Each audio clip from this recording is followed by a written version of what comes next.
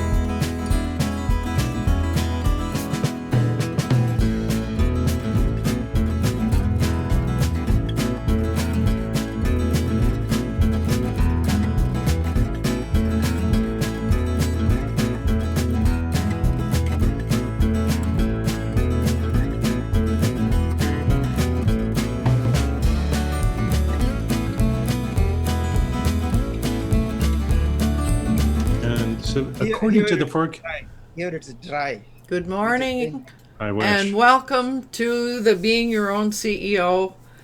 This is a weekly success circle intended as a support to solopreneurs.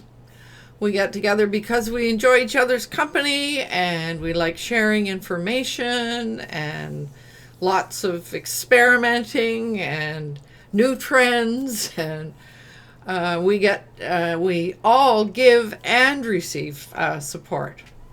And you can discover what we stand for by looking at the Being Your Own CEO page. And last week when we were talking about community, we spoke a little bit about how important it is to remind ourselves periodically about what we stand for as a community. So,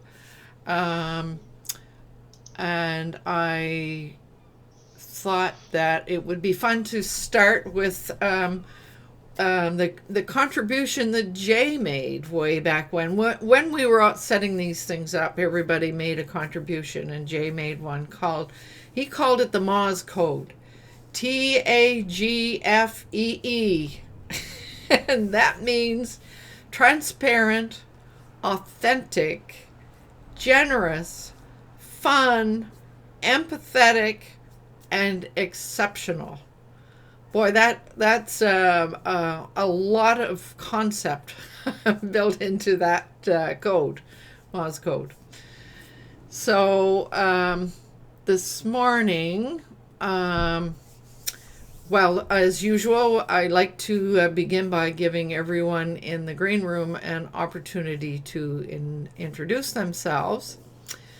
And let's see, who shall I pick on this morning to go first? Fred, how would you like to go first? Certainly. It's Fred Jones. I'm in Victoria on Vancouver Island, British Columbia, Canada. And I'm the creator of Our Future Leaders. And I work with young people and assist them with their communication and leadership skills, which we need leaders in this world, and particularly the way the world's changing. So it's wonderful to work with them. I had up to 17 young people at the local library last week, and I had an extremely interesting week. It's the first time I've ever done Monday, Tuesday, Wednesday, Thursday, Friday. Normally I do once a week, but the change between Monday and Friday was exceptional. On Friday, we had 5 of them give speeches, and their change was enormous. And the one young Chinese girl said what she had learned from Toastmasters in a week. She was saying, wow, this was great. It was wonderful. So I was working with Toastmasters in that case, but I also do online on with homeschooling, which I'm setting up. So, but it's been a wonderful time working with these young people. And you Oh. can hear a dog panting in the background. I just exercised him, and he's still panting. He's sitting on the floor next to me. So if you hear a dog, that's Sid. He's an Australian cattle dog, and I've Ah. got Winzen is the other cattle dog. There's two, and they're from Australia. Oh, really? They were born and raised in Hmm. Australia, and they've come here. The fellow who I'm looking after, him and his daughter are in Australia at the moment visiting family. So I'm looking after their Australian cattle dogs. Oh. And Never don't seen. forget the chickens. Oh yeah, yeah, oh yeah. 6 chickens. I went to a meeting last night and I took some eggs to some of the people. And today my daughter wants some eggs, so I have to. I can't eat all the eggs the 6 chickens are laying. And we met for coffee this past week, and Fred brought me a few eggs as well, which I have thoroughly enjoyed, I might say. Great. So that's me. Welcome here, Fred. Nathan, how about you? Sure. My name is Nathan Siegel. I'm coming to you from Bucerias, Nayarit, in Mexico. And if you don't know where that is, it's about 30 to 40 minutes north of Puerto Vallarta, which is a popular tourist spot. What I'm working on there in this whole quest to become a public speaker, I've been reaching out to different people for help. And this one guy reached back with an offer to help me craft a signature speech, which is not like the typical speeches or webinars that you hear where the presenter takes a long time introducing their background, which nobody really cares about.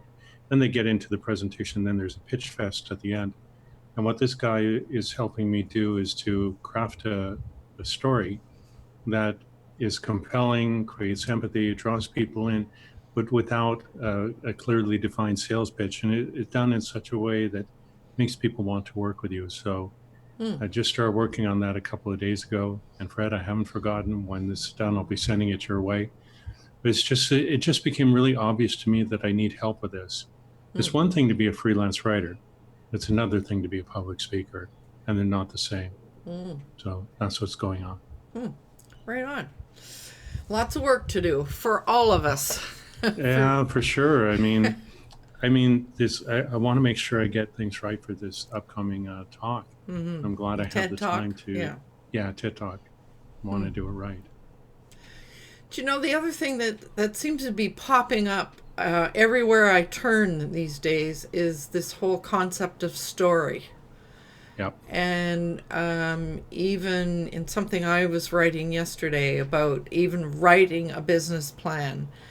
And if there is not some emotion rolled into that business plan, it's not going to be successful.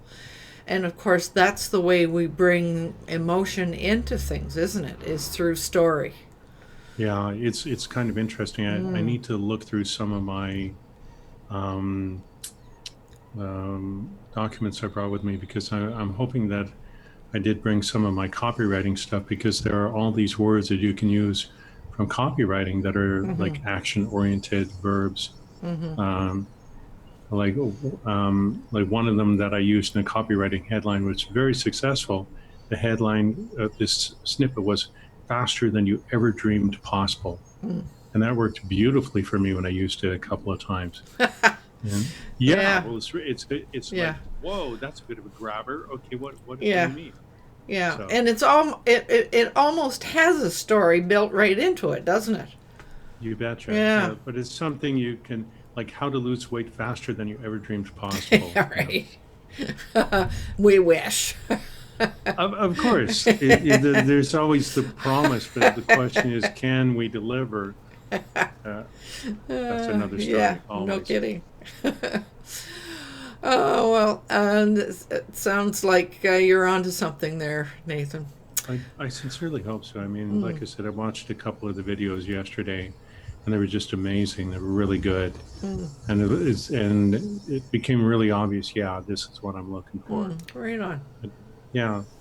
Okay. Amazing what happens when you ask. Yes. Isn't that the truth? Right on. Yes. So now, Alana, supper on? Man, I barely made it today. It's been one of them days.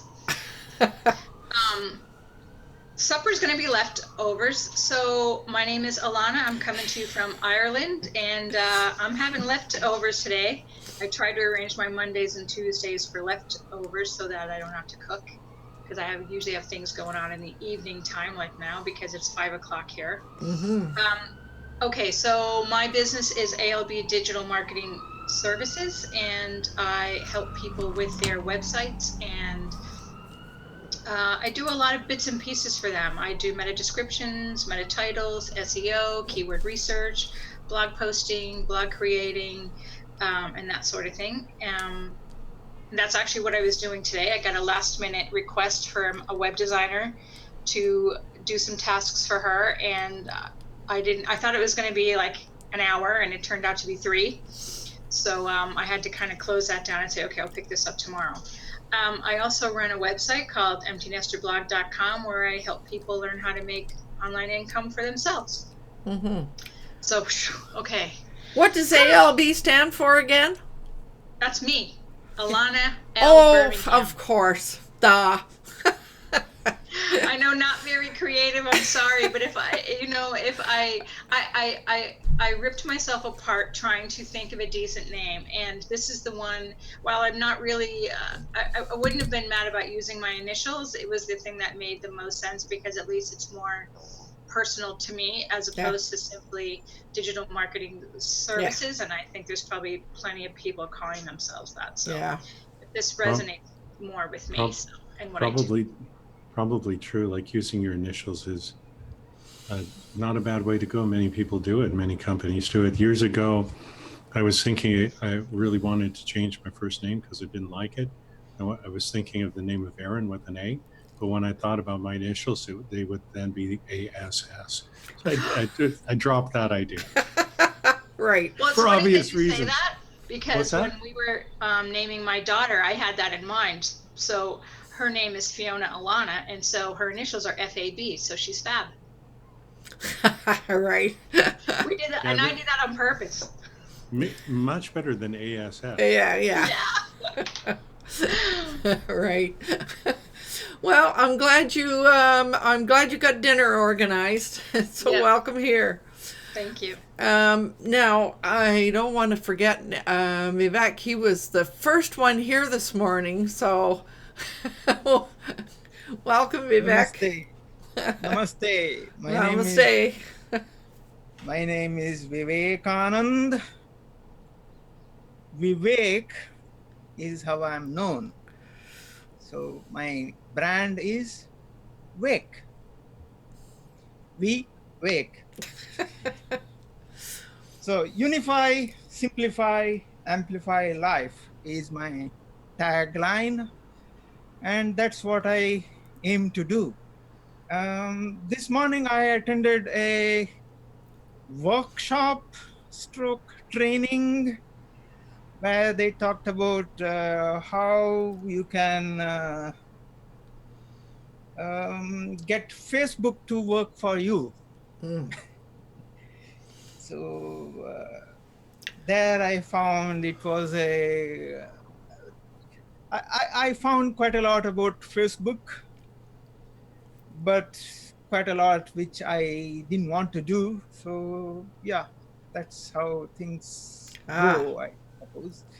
I am in England, and at the moment it is 34.5 degrees centigrade. It's a hot day here.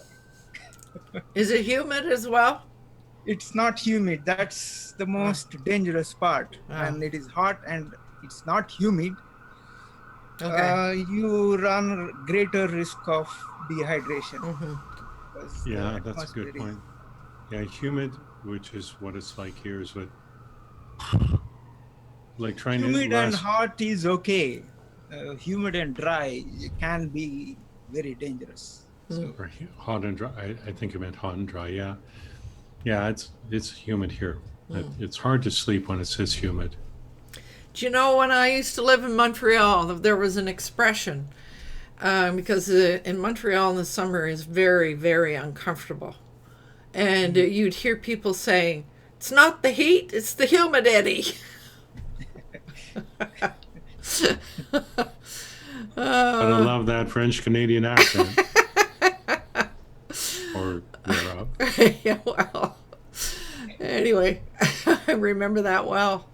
Boy, I remember taking the bus home and thinking I was going to die. It was so hot and humid. Yeah. And Montreal has mostly stone buildings. So when those buildings heat up, they stay hot. Like they just don't cool off. So, yeah. Well, I'm glad you're here, Vivek. I see you commented on the web page Yeah, that it's you were saying. mindset of, Yeah, you were saying that being an employee is entirely requires something entirely different from being a solopreneur. So that's true. So, but before we get into that discussion, Gina, are you back from sailing and being a pirate? I'm temporarily ashore. We will probably head out again. Actually, we're going to prepare on Wednesday and go again on Thursday. So we're going north this time. Hopefully the winds will cooperate. They've been usually whatever direction we're going, the wind is not favorable. So it's sort of how it works. But yes, we're pirating. Yes. So when you leave Victoria, where's your boat? Our boat is at Canoe Cove, which is up by the ferry terminal. Yeah, I know where it is. So yeah. We're pretty much within sight of both the American San Juan Islands and the Canadian Gulf Islands. So it's just a matter of what do you feel like today? Which way you turn. Yeah. Yeah, right on. Yeah. Well, nice to have you here in between things. Yeah. Right on. And Jay, what's new with you in Langford? Hello. Can you hear me okay? Yeah, you got a haircut. Yes, I did. Yeah, it was about time. I was getting a little, I was almost stepping on it, so. I know the feeling. Hi, my name is Jay, and my company is Magi Studios, where we help people get started in the world of online marketing through sales, all that kind of stuff. Right on. Excited launching a new website for myself. So the new Magi Studios website is launching pretty soon. Yeah, Wow. so we have some pretty wicked funnels in there, and yeah, I'm really excited. I'm gonna have some what I like to call micro training for my clients. So the micro training will be just small snippets of training, ranging from like how to get started with Google Analytics and how to put your code in and all that stuff. And it's ideal for the entrepreneur or solopreneur who doesn't want to hire someone to do it. So hire someone like myself, or they're not at a financial point yet in their business, but they want to learn how to do it themselves. This is what the micro training is all about. So it's little pieces of training that people can peck away at. And I've learned that seems to be a large demand. So in essence, on-demand training for a plethora of topics on how to rank and how to market your local business. Yeah. Well, if you money poor and time rich people. Yeah, Right. exactly. Yeah. Sweat equity. Yeah. Hey Jay, if you need a hand with any of that, let me know, because I've been writing about this content one way or another for years, and depending on what your needs are, I might have something in my files that you can use. Okay, that's good to know. I'll keep that in mind. All my training is pretty much done, but okay, things fair like enough. sales pages and whatnot. Yeah, well, some of the stuff, like one of the things I did a while ago is security for WordPress. I don't know if you're using WordPress or Joomla or whatever it is, but there's stuff that I have which you could, because if you list a few topics, just send them my way, and if I have something, I'll send it to you. You can have a look, see if it's applicable. Right on. So Yeah, Jay, you're what are you using YouTube as your platform or Twitch or? To deliver the course content? Mm-hmm. I'm actually using Kajabi. Oh, I've always Yeah. wondered about Kajabi. Can you? I mean, I know that today's topic is different, but any thoughts about it since you're using it? I absolutely love it. So I absolutely love it. Cool. It is. I mean, you don't need to have. One of the great things I like about Kajabi is that you don't need to patch together all of these different things, right? And it really simplifies the entire process, ranging from external website, internal site, where clients can log in and watch the videos, mark it as read. You could see programs, they can comment videos, you can do email marketing because it's got internal email marketing in there. They have landing pages, they have funnels, they have automation rules where if someone does something, then do this, and so on and so forth. So they take care of the sales pages and the payment systems and everything. So it's absolutely, utterly fantastic. So you don't need to patch together all of these different things. And I mean, speaking of WordPress, you don't need to kind of update Kajabi because it's basically done for you, so you don't need to add, plugins and add-ons and all this kind of, the minutia of things that you need to do. No doubt. Within WordPress No can doubt. be. So okay. So Kajabi is a course platform. In essence, yeah. So Okay. they're branding themselves as knowledge commerce. As a Oh, knowledge commerce platform. So they basically made that up, right? So it's like a digital commerce. What else is new? Sounds like Star Trek. It's a brilliant name, knowledge commerce. So it has the ability to create an external site and then like a front end page with navigation, all that kind of stuff, where you can funnel people through and stuff. So yeah. it And sounds I a would little do- bit like Thinkific. Yeah, it's similar to Thinkific. Yeah, it's much easier though than Thinkific. So Oh, really? And quick question: what are your impressions about Confusionsoft as opposed to Kajabi? Oh, well, I mean, so Infusionsoft does have so Kajabi has the ability to link Infusionsoft if you wanted to. So so for example, if you're heavily in bed with Infusionsoft and you don't want to kind of get rid of it, there is a connection system through API that you can use. I personally don't, it's a lot of money for a lot of little. So, yeah, I'd been approached many times by Infusionsoft, but I just couldn't see the advantage of doing it. Yeah, I mean, when you start running your own products and you get onto a larger scale, then I can arguably see Infusionsoft as a system. But Kajabi does everything that Infusionsoft does and more. So nice. See, that's why I asked you. Thank you very much. Yeah, well, and I've been using it for almost 2 years now. So. Oh, really? Right. Yeah. So I've been seeing the growth of it. I got in as a beta tester, and I'm grandfathered in at just a sweet deal. So. So Jay, I was actually just starting course building in Thinkific, and I'm finding it somewhat frustrating already. So you think this is a lot easier? Can you just spell it for me? K-A-J. K-A-J. Yeah. A-B-I. A-B-I. Thank you. You're welcome. I'll give it a look. Yeah, it's worth a look. Because I found the same thing, Gina. I looked at Thinkific and I went, yeah. So there's an example for us all to realize that we are a community. We are sharing information and useful things with one another. So thanks for sharing that, Jay. That's great. You're welcome. Yeah.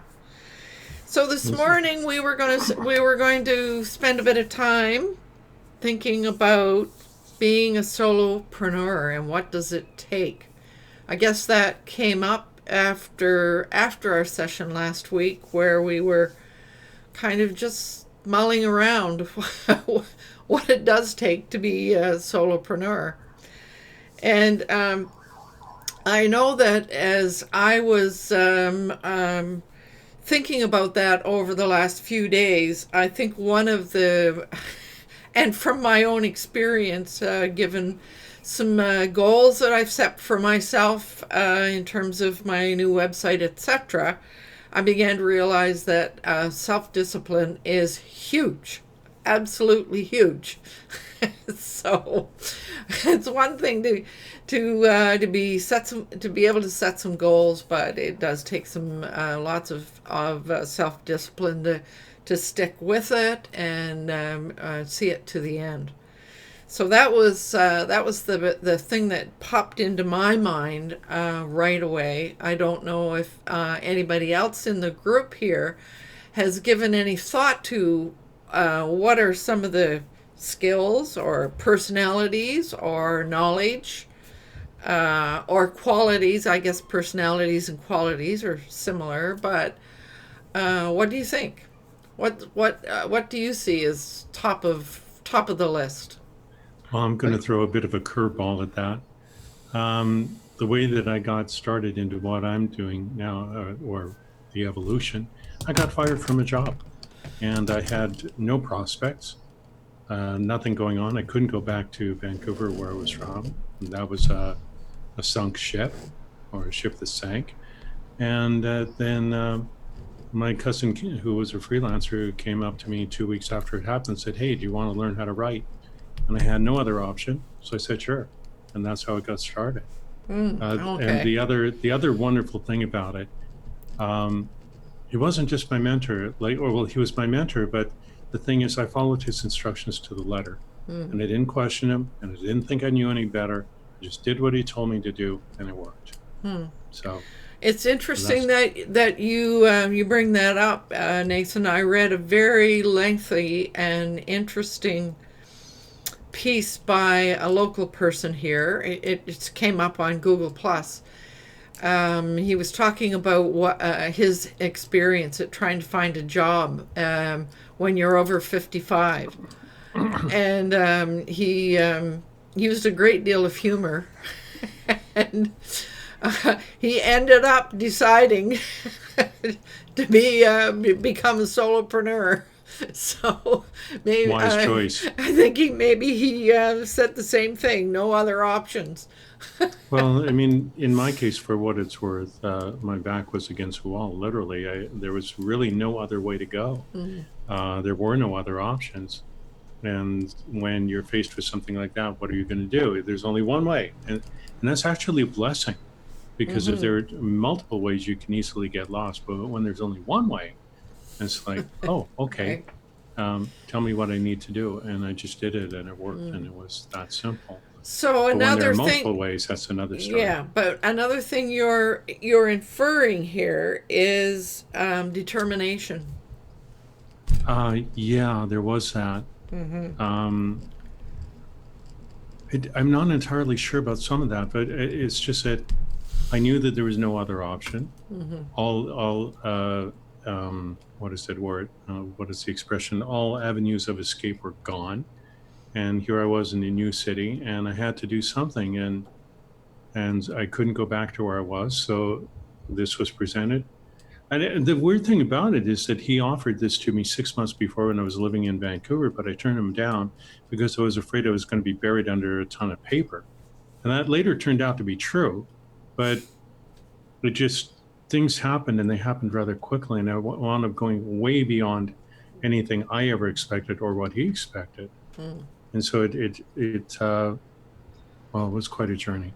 Still on it. Interesting. Yep. So what other, anybody else? Jay, I thought I saw you turn off your, as though you were ready to speak.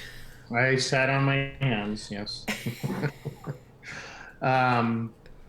So, when starting out as a solopreneur or an entrepreneur, however you want to call yourself, I find that it's one of the few jobs where you work twice the hours for half the money. You know, so, but obviously there's a tipping point, right? Eventually, but to get to that tipping point, you do need to have, you know, you need to have that organization that you've mentioned of, and I think a little bit of insanity as well, you know. Oh, insanity. I think a heaping dose of insanity. But the thing that you mentioned, which I really like, and Tony Robbins talked about it once in an interview on Blab, he said that you make your plans, you get started, massive action, blah, blah, blah. And then you talked about the tipping point. And he said, and nobody knows where it is. And you just keep working, and you hit it at some point. Mm-hmm. And I'm really glad you mentioned it, because that's so important for all of us as solopreneurs. Yeah, personally, I think the 4-hour work week is a bunch of garbage, but that's just me. It was a great title, if nothing else. Yeah, but not actually reality. It's like, absolutely. I think the original title was Selling Drugs for Profit or something like that, but the publisher rejected it. Yeah. The other thing, and I was actually thinking about this a couple of days ago, because there's so many things to be done, you know, when you're running your own business, I find that people can get overwhelmed, you know, because you it's like, the only way I can associate this through a metaphor is like you're playing the game Tetris, you know, on a Game Boy or something, right? You're playing Tetris and you've been playing for a long time, but then you stop playing, but then you're still thinking about the algorithms, you know, the all the puzzles you got to put together, or a Rubik's Cube, you know, you've been Rubik's cubing for, you know, a few hours, and then you stop, your brain is still going, right? So the ability to unplug is, I think, absolutely important, you know, is to be able to walk away from work and actually stop thinking about it and stop doing it, you know. And that's one of my problems, is my hamster wheel is always rolling, you know. I mean, it's like Neo seeing the Matrix, you know. Everything I see it as a marketable asset, you know. It's like, oh yeah, I know that, you know, and stuff. So it just drives me crazy. So I mean, that's one of the biggest assets that has to be, I think, whether taught or acquired or whatever. But and the last thing I want to say is, and it kind of follows over to, you know, thinking about so many different things while you're working on your business, you know, assuming you have that organization, is to be task oriented, you know, be very linear in terms of what you need to do. And hopefully, based on your organization, it'll waterfall, meaning the task that you start with will overlap into the next task that you need to do, you know, and that tends to, for me, at least for me, that works really well. So, you know. So you mentioned one item, one quality that I had written down as well. I think we absolutely have to be organized. Yeah. The other thing, Jay, and if when you talked about the hamster wheel always going, that's how to unplug from it is actually my realm. It's what my whole new direction is all about, is showing people how to unplug from that. And if you want a hand with that at all, or if you'd like a couple of tips, you know, hit me up, because I've got some stuff that you can use, and if you want it. So. Well, I mean, I'm sitting here thinking about, it's true that if you're a solopreneur, you're plugged in, your hamster wheel is going.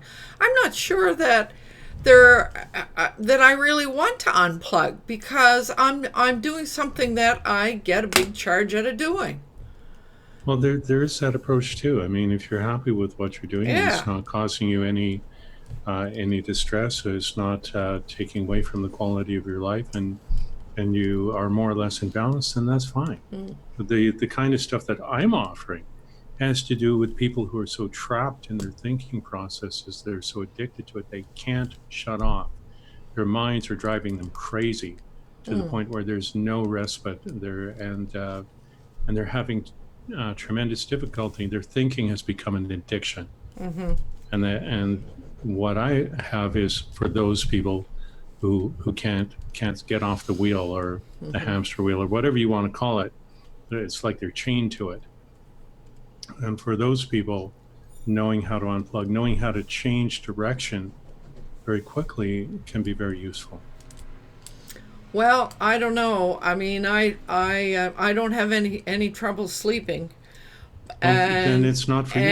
And but I do find that my dreams sometimes are sort of examples of problem solving. It's something that I've been chewing around at, and an approach, a different approach arises in my dream, or just as I'm waking up. So it's not uncommon. Loveland, the very fact that you are able to sleep well means that you are able to take a break. Yes. Stop thinking about problems. Yeah. So yeah. No problems there. So all right, so we've talked a bit about the insanity and all those things. Another piece that I wrote down, and that comes up whenever you're reading people's comments, etc., in Wealthy Affiliate, is the patience. Like to be able to stay with something and do it, but also have the patience to put in the time and wait for the result of the work and the time that you put in. I don't know that. Yeah, patience is definitely huge. It's something that came up in my life in a very big way when I went to art school. Started to learn how to draw and paint. And what I very quickly discovered is that I had all the talent and ability that I ever needed, but my number one worst problem was impatience. And once I learned how to start pulling back from that and doing what it took and trusting the process, then things worked very well. But as soon as I got into impatience mode, everything went straight to hell. So I think patience is an attribute that's done as a result of being organized and task oriented. If you're not task oriented, and if you're thinking about so many things while you're doing your tasks, then you're going to become impatient. So, but there's a saturation point. There's certainly a saturation point. And it can be something that's beyond your control, right? So, and like, I mean, I had an experience on last Friday, where I was fed up with someone. Yes, you sure were. So, because that person was causing panic within as a result of the topic. So, and when you have a couple hundred people watching you and relying on what you're saying, and then they question what you're saying just because someone else is we'll call it heckling, for the lack of a better term, right? Within chat. You gotta you gotta nip that in the bud, right? So for sure. I mean, you got to find a way to shut it down effectively and quickly, because if you don't, it'll poison the entire group very quickly. It's not fun. I think I was able to quickly stop it by showing proof of and contradicting what that person was saying, but also saying what it was. So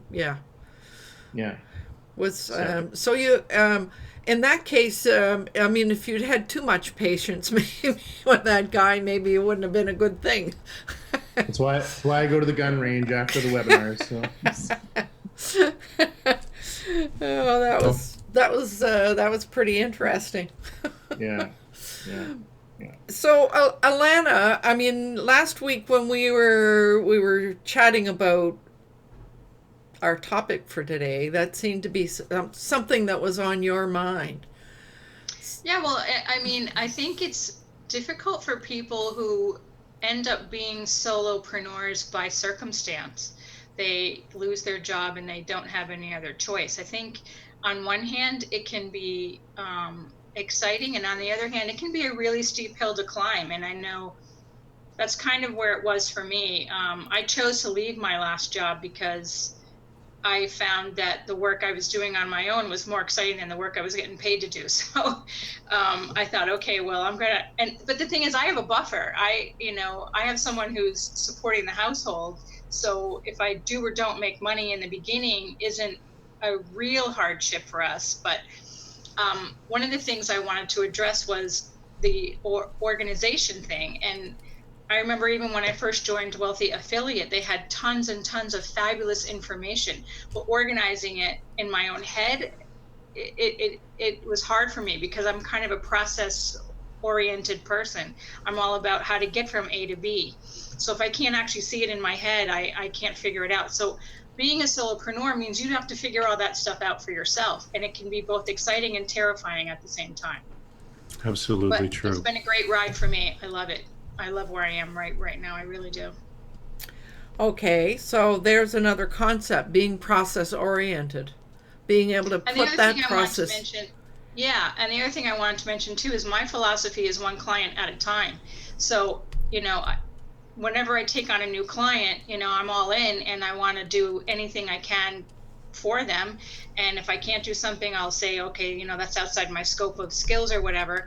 But, I'm trying to build my reputation one client at a time. Well, and what's inferred in there is focus. Yeah. For sure. Wow. So being so that being able to look at what you want to do, I guess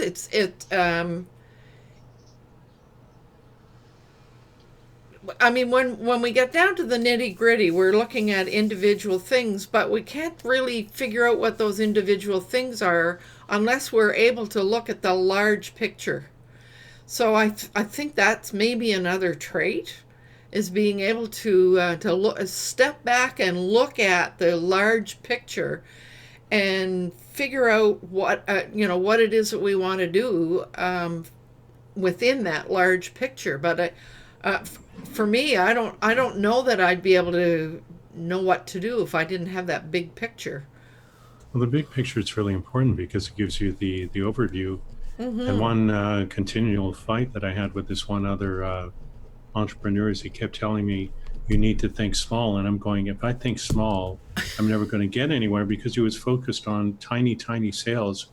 And his approach drove me nuts because from a marketing perspective, and he also had a small list. So if you're getting tiny sales, you can starve to death doing that. And if you're using the big picture approach, or you're using from a copywriting perspective, the one piece of copy could be used to sell a $10 item or a $20,000 item. And if you had the choice and the option and the flexibility, which one would you do? And this is where I kept getting into scraps with this guy, and ultimately the relationship fell apart. Because he just, the other thing too is, shiny object syndrome, which we all have a problem. Well, maybe not all of us, some of us have a problem with. But years ago when I had that whole writing thing, there was no shiny object syndrome. There was one way, period. And it saved me from that problem. Well, one of the things that I noticed, I think I may have mentioned Enneagram before. There are 9 personalities within the Enneagram process. I'm a number 7, which means I love starting new things. So I suppose that kind of goes along with the shiny new object thing. And number 7s are likely to have difficulty finishing the job. They love starting things. They love the excitement. Actually, one of the traits that they associate with number 7 is adventure. So it's like loving something new and etc. But then the slog of being in there and finishing the job. And I mean, as solopreneurs, we must be able to. It's great to be able to see the potential and dive into a new trend or whatever. But we must be able to finish off the job. I guess you would relate to that too, Alana. And it's like, it's like you were talking to my husband, because I can't tell you how many times he has said that to me. You love starting things, you just don't know how to finish them. So, Well, maybe you're a number 7 too. I think I'm a number 7. Go take the Enneagram online and see what it comes up with. I feel must James try it, but- Bond, Sean Connery needs to come in somewhere. Hello, number 7. One of the things I wanted to mention was I learned from a manager a million years ago about, when you take on a new project, that, when you find yourself being overwhelmed, is to look at the project and slice it up into as many tasks as you can, and just prioritize those tasks and then start chipping away at them. And the other thing about being a solopreneur versus being an employee is that an employee will normally, sit around waiting to be told what to do. When you're a solopreneur, you can't do that. You have to create your own income. So that means you have to be, on all the time. Mm-hmm. You're not waiting for somebody to explain what your priorities are and what you need to do. Yeah. Exactly. And when someone is of that type who doesn't wait for instructions, he's more likely to be fired. He's more likely to be fired because the boss wants him or her to do certain things, but he or she has already gone ahead and done. That's a whole other ball game. I could talk to you about that for hours. That's a whole other conversation. Yeah. I mean, if we really want to stir the pot, we could talk about the clients from hell, but that's as far as I'm going with that. But what we're saying, though, is as a solopreneur, we need to be able to be independent. We need to be independent thinkers and doers. And you need to like it. Yes. Like to be independent. Yes. Boy, we're coming up with an awful lot of traits and abilities here. So, Gina, Please tell me you're not surprised. Right. So, Gina, what about you? I mean, you have been a solopreneur for a while, and what do you notice? Just like that, my earbuds fall out all the time. Essentially, for me, it is seeing possibilities where others don't see them. And that has probably been a characteristic I've had all of my life. And so that process is familiar to me, but the freedom to actually try those things and make them work and not be told it's out of scope or that's not our market share or something silly like this. So it's great, but at the same time, it's a touch on number 7, and that you go, I want to follow the star, right? But at the same time, it's that unique combination as you're bringing different things together that I think for me it keeps the excitement up, and it doesn't detract. And I was doing something with another group, and we were talking about our quest, and I think that in a lot of respects, unless you view your business as transactional, that being an entrepreneur is a bit like being on a quest, in that there's lots of there's bad guys, there's saboteurs, there's ditches, there's your runaway horse, but at the same time you're going towards something. You just don't know what you're going to encounter on the road there, and I would have never dreamed some of the things I've encountered, but I'm like, oh, I think I should pay attention to who is this prophet on the side of my road who suddenly wants to talk to me about affordable housing. Why does that matter? But I'm sort of open. I think that's the thing. I'm open to the universe, and I'm open to seeing connections that may or may not pan out. Open to the universe. Oh, wow. I like that. Wow. It's rather large, though. Well, and the other thing is, when you're open to the universe, that means that you've got this big curiosity, right? And very curious. Yeah. Which apparently killed the cat, but so far. I was just curious. Oh, if I believe the expression goes, curiosity killed the cat, but Satisfaction brought it back. Yeah. Brought him back, yeah. Mm. Yeah, I don't know who came up with that, but I like it. Mm. The other expression which my father used to use all the time was, "There's more than one way to skin a cat." Apologies to cat lovers. Yes, and I every time I've said that, somebody has come back with, "Well, why would you want to?" So There's always somebody who's seriously literal in the crowd, and they just don't get the joke. I mean, come on. I couldn't tell you how many people have said that to me. Why would you want to? So, oh, so Gina, you brought up a lot. I mean, you talked about excitement and the quest and curiosity and being open. I mean, those are. I've covered a page already with all the qualities that we need. Oh my Can God! I throw another one in there? Yes. I'm going to say the another C word, confidence. Oh yes, of course. You have to believe in succeeding. I mean, one of the things that Roland said to me when I was first starting out on my own, he said, don't underestimate your price. Don't underestimate your that value. And the minute you start underestimating that, you're setting the bar too low. Mm-hmm.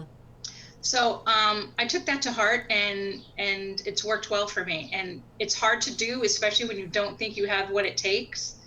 But then when you start gaining a little more confidence through another client versus another client and being referred, it starts to pay off. Mm-hmm. So confidence, I think, is key.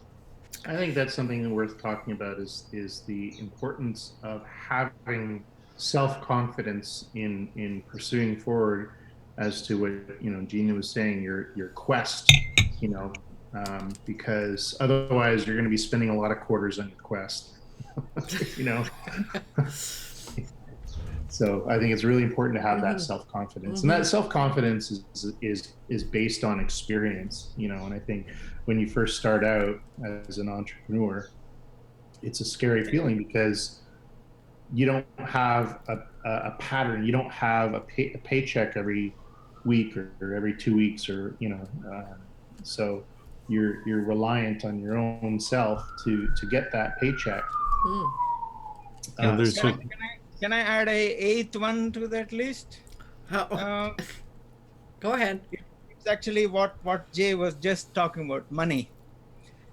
And a couple of days ago, I watched a video by Simon Sinek, and he says, money is the fuel. Your business is the car. But you don't have the car just to buy fuel, do you? No, you have the car because you want to go somewhere. You want to go somewhere. That somewhere is the goal. Right. So money is the fuel. So you do need the fuel, otherwise you won't go anywhere. I also want to comment on what Jay was talking about. And sorry, I think, Gina, about confidence. There's another aspect to it. Some might call it faith. And now I'm not delving into the religious aspect of it, but the faith that things will work, which could come in a variety of different ways, such as experience or just an inner sense of knowing or trust. Actually, trust would also be another very important word for trust in the process. And so I think these are all, different aspects of the same thing. I just thought it would be useful to bring that up. Well, and as you're saying that, what comes up for me is when you say faith and trust, it's faith and trust that it's possible, that it's a positive way of looking at things rather than a cynical way of looking at things. Yeah, exactly. And as entrepreneurs, we all need that. And one other thing that we haven't mentioned here is the importance of like really good connections with the people around you, people who are like-minded. Like one of the things that's come up with some of the people I know repeatedly is the difference between the fixed mindset and the growth mindset. And then building relationships with people who have the growth mindset and see possibility and all this sort of stuff. So, because in terms of faith, trust, these different things, if you're aligned with the right people who share your vision or at least the openness to it, then everything becomes much easier. And if you do wind up into problems of doubt or whatever else, you can call one of these people, talk about what's going on, and they can give you useful feedback. Okay, so you're saying that you need a network. Yeah, definitely. And well, you don't necessarily need a network. Even just one person who's a confident, one person whose opinion, advice, whatever you trust, can really make it or break it for you when you wind up in a tough spot. Yeah. A mentor. Yeah, I've had two great mentors. My cousin Marty Waterman for starting my writing career, and later on a guy by the name of Jeff Mulligan when I started getting into internet marketing. And what happened in both those cases is when I demonstrated that I was doing the work, both of them bent over backwards to give me everything I needed so that I could succeed. And that was huge, Right. very huge. And I now have another mentor now with public speaking. I have a question about confidence. Don't you think you need clarity before you gain confidence? Good question.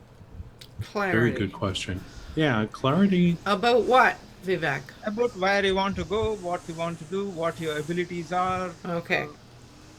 Clarity. If you don't have the clarity, but you have a lot of confidence, you're going to trample all over the place, everyone else, and do all kinds of horrible things. Horrible. I think they walk the same path at the same time. So I think having confidence is going to help you with clarity, or gain clarity, and then and vice versa. So yeah, I don't think one and then the other. I think it's both at the same time. Yeah, I agree. Like the idea of two sides of the same coin, walking together to help you get to where you want to go. It's a really great discussion we're having this morning. So I noticed, Fred, you've been listening carefully. What about you? What do you what? I mean, you are a solopreneur. Well, I think it's a wonderful journey that a solopreneur goes on, because you have to learn. You're a student, and what are you a student of? You have to study. First of all, you know yourself. Like you mentioned, there's a lot of personalities, and we're all different. And we will, if we're all put in the same situation with a different personality, we will work differently. But we have to know ourselves first. What are our strengths? Like a lot of us have mentioned already, oh, I'm good at this, or I can start things, but I don't finish them, etc. Or vice versa. And how do you learn about yourself? There's a lot of techniques. Obviously, you can do tests. Kolbe test is another one. There's personality tests. Kolbe is, my understanding, is more on how you approach problems rather than personality and what your strengths are, including are you a self-starter or not, or you like the shiny objects. But, so once you know yourself, another good technique that I've done when I first started was I just went to all the people I've known over the years, from my family to friends to even people I've never met but I've worked with, even in the rowing community, and just said, what do you tell me what you think about me, and you get their impressions. I've got a long list now. And occasionally I review it, say, oh yeah, this is what they say about me. What my impression? So that's one thing. You have to learn about yourself, but then of course you have to learn about other people. And that becomes, I don't know, whatever you want to call it, studying the world, studying psychology, reading, and all of us have to learn a lot about where we fit into that and what. So there's an enormous amount of learning, and we can get so involved in that, but there's self-development. This is all self-development. Getting organized, all of those skills that you mentioned. How do we get organized? Setting tasks, daily tasks, because we can get involved in all the what's going on in the world and get nothing done. So we have to do things and learn ourselves how we can do these things. And we all do it differently, but that's important as far as we're concerned. And then you also know that you can't do it all yourself. And when can you reach out? Like Nathan's been offering help, Jay offers help, Roland's helping me with my website at the moment. So all of that is very, very important. So I think what we're doing is we're learning all the time about ourselves, about how what others can do. We have mentors in some cases, so we have to reach out when we need help. Even this group, I mean, even this group, this is a wonderful group for that. It just gives an example where we can discuss and offer each other help. So this is what I believe is why it can be wonderful, because you never know where you're going to be successful exactly when that tipping point is. And when we talk about grit or perseverance, there was a very interesting book by Angela Duckworth about grit. And it really means we love what we're doing. We don't even notice it's work anymore. Yeah. And that's why you said, I think, Lolan, that, hey, you know, you just love it. Yeah. What you're doing. And that's part of it. You get so involved and you're enjoying it so much that it isn't work anymore. And it's so much self-development and learning about and working with other people. I think that's what it's all about in your area that you have a passion about. And assisting other people, helping them successful, and they'll help you. So it's a wonderful journey, but it's scary for a lot of people. Yeah. Who's the author of that book? Sorry to interrupt. Angela Duckworth. And it's called Grit. Very interesting book, because she talks about from children and so on, why certain people are successful in the world. And what a great last name. Yeah. So no, she's done a TED Talk as well, but it is a wonderful book. Similar to the other one that Nathan really mentioned about I'm trying to remember the lady's name who wrote or she's a lecturer on the. It is when you have that attitude and you say to people, "Hey, not yet." It's the It's the rather than. I'm going blank on it, but it's when you have school children and say, "Oh, I can't do something," and that's the growth mindset. Yeah, there's a growth mindset and the other mindset, the fixed mindset. Fixed is, I can't do it, and the growth mindset is, "Hey, I haven't done it, but I haven't coped with it yet. Just because I wasn't successful this time, I'll look at another way," and that's where grit and the positive mindset comes in, or the open. Growth mindset comes in. With school children, that's just showed phenomenal results. Nathan, you're muted. I realized that. It took me a moment. The limited mindset is saying that there's like limited resources, that there's only so many pieces in the pie, blah, blah, blah. But if you really look at life, it's actually limitless. And when you tap into that and possibility, that's a wonderful word. You start to see all sorts of things. And it changes the dynamic, and every one of us, we're all about this. So it's one of the reasons why we get along so well, because we're all. And those are the skills that solopreneurs need, to realize all absolutely. Of these. So it is to me, it's just a wonderful journey of learning. We're learning about ourselves, we're learning about others, and we're working with other people and how to relate to them. So, everything that you've said today, that's what it means to me. And you mentioned something that I also had on my list, and that is that to be a solopreneur, I think we have to enjoy people. Because I mean, if we're not going to have any business if we don't have any connection to people. So knowing how to connect with people and communicate with people, and knowing what their pains are, and etc. So it depends on the business, though, but it's empathy to know where they are in their life and how you can assist them, what you're offering. It's that empathy. And these are all skills. I mean, we have to be multi-skilled, but also know when we need help. Say, hey, because we can't do it all ourselves. I think when you say good with people, I think one of the things I find very difficult is often people are so judgmental, and that is a negative thing. When someone is judgmental about somebody else, they stop listening to them. They stop paying Like, attention. I have an idea for you, Vivek, that will help if you wind up in those situations again. Start asking questions. Don't use and when you ask questions, don't use the word why, because that puts people on the defensive. But start asking questions about what's going on. Like, how would your life change if you did blah blah blah? What is the number one thing that would blah blah? And this is stuff I've learned as an interviewer. And when you start asking questions, if you want, send me your email address, and I'll send you a list of things that I put together as an interviewer, questions that you can ask people, and you could repurpose those for your business. So when you wind up with these difficult clients, if you can kind of switch out of that, the energy of that negativity, start asking questions, I think it'll help you a lot. So, wow, I'm looking at the clock, and I know that a number of us have other commitments. So, I can't believe the number of things that I've written down, because I wrote down a word for everything that came up. So, my goodness, if we all have all of these skills, we must be wonderful people. And modest too. Blog post there, Lolan. Well, that's kind of my intent, is to kind of follow the subject through further writing. So, yes, good idea. So,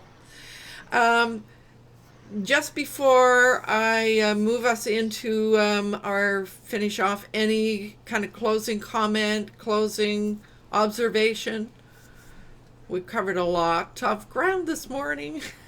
Jay covered the most ground. He went on a quest. I went on a quest. Yeah, I took us all with quarters.